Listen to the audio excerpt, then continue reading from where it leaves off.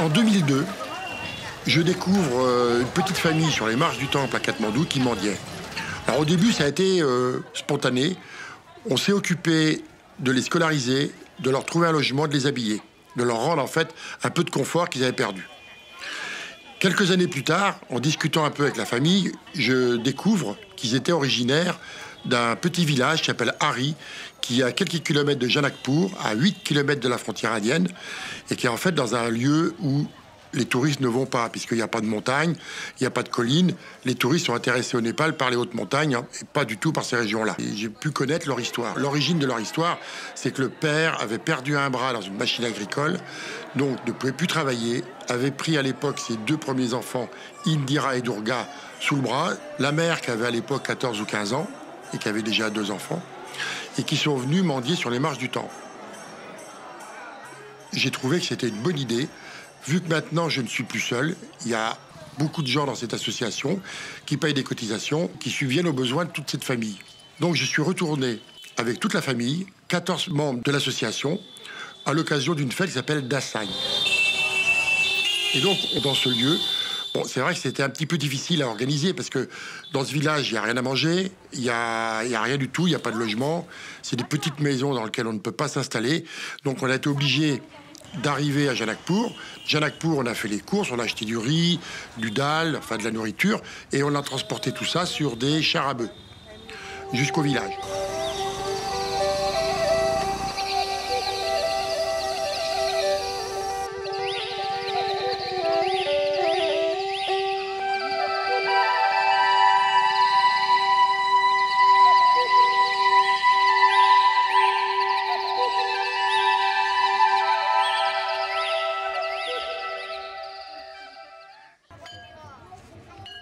Dasai, c'est la fête la plus importante du Népal. On vénère la divinité Durga. Bon, c'est toujours un petit peu dans les mêmes types, c'est-à-dire les divinités du bien contre les démons, les divinités du mal. Et surtout, donc, c'est un tas de rituels bien précis que je connaissais pour les avoir vus à Katmandou, mais que je ne connaissais pas du tout dans le village.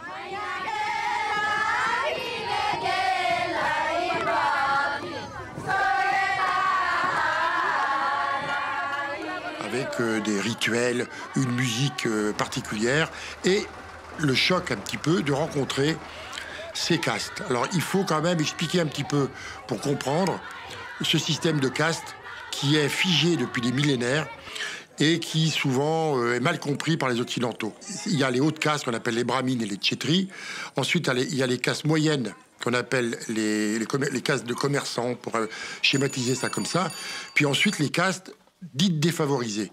Ils arrivent à diversifier dans les basses castes 2 codes, c'est-à-dire les castes défavorisées et les dalits. Les dalits, c'est les intouchables.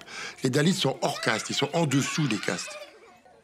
Ces enfants viennent de castes de paysans du Terrail et ils se nomment les Shaha, voilà, que le gouvernement népalais nomme encore d'une manière différente. Les Népalais les reconnaissent sous le nom de Teli ou Saori. Les enfants se placent dans une caste qu'ils appellent les Shaha, c'est-à-dire les castes de paysans défavorisés, on va dire. Il est difficile de s'étendre plus longuement dans ce système-là, qui est assez compliqué, qui existe depuis des millénaires. Quoi qu'il en soit, aujourd'hui, je sais que ces enfants ne sont pas des dalits, ne sont donc pas les intouchables, mais font partie de castes dites défavorisées. Si ces enfants sont sortis d'affaires, c'est quand même grâce à une chaîne de solidarité qui est venue de France et surtout de moi, mais aussi grâce à 2 Népalais, Ashok et Sailandra, qui eux sont de haute caste et sont kshétris, et s'occupent de scolariser les enfants et surtout s'occupent de leur trouver un emploi quand ils auront fini leurs études, afin qu'ils sortent enfin de ce système de caste défavorisée. Parce que pour eux, trouver du travail sans l'aide de castes supérieures, c'est impossible. Aujourd'hui, Indira, elle est infirmière, elle a fini ses études. Durga et Radha sont dans une école d'ingénieurs. Et les autres enfants sont plus jeunes, sont encore, ils sont encore en secondaire. Ils sont avant le bac.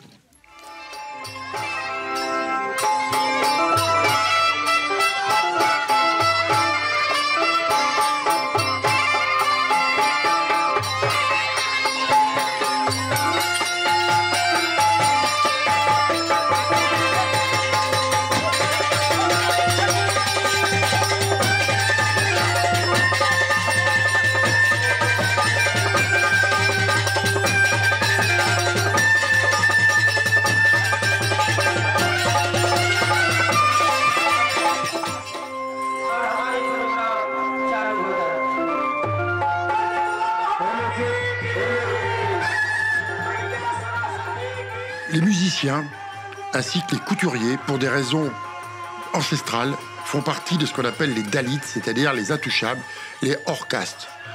Et à l'occasion de Dassagne, c'est leur fête, ils peuvent s'exprimer. Ils racontent un petit peu comme nos troubadours du Moyen-Âge, des histoires et qui souvent relatent les épopées des dieux.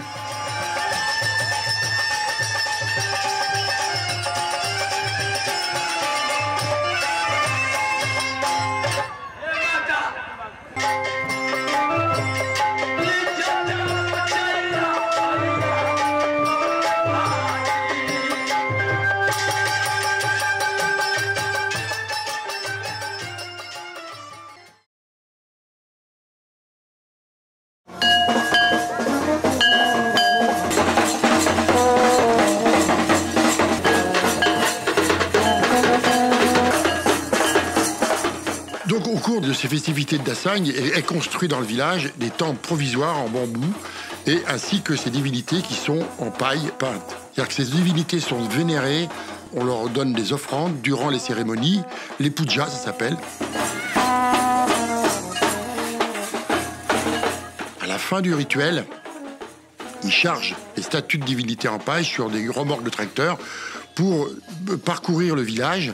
Là, ils rentrent un peu en transe, une musique un petit peu curieuse.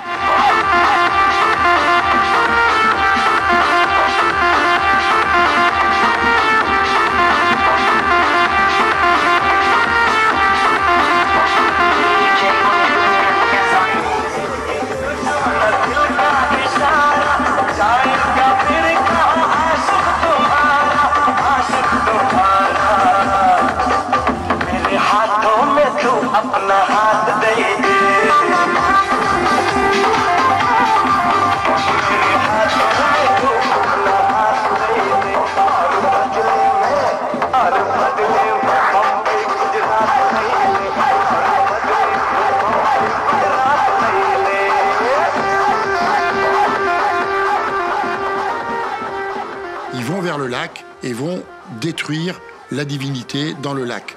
Et là, il y a une espèce de jeu de rôle où il y a une partie de la population qui jette cette divinité dans le lac et une autre partie de la population qui empêche les gens de détruire. Donc c'est un peu comme un rituel ancestral. Dassagne est célébré dans tout le Népal par toutes les castes et toutes les croyances du Népal. Ces festivités se déroulent fin septembre, début octobre.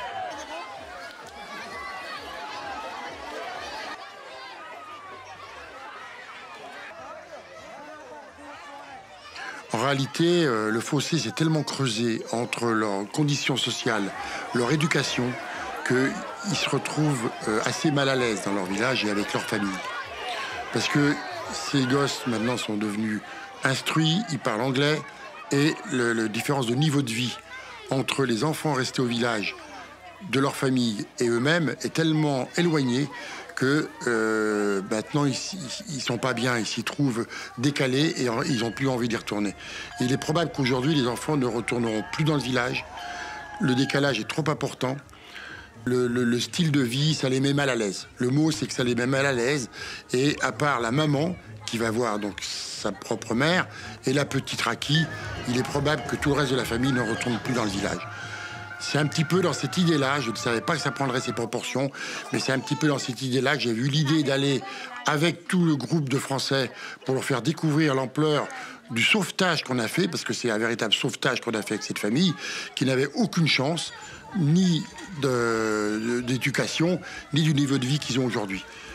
Et c'est vrai que tout ça fait partie de mon investigation, de fait de m'investir dans ce pays, le Népal.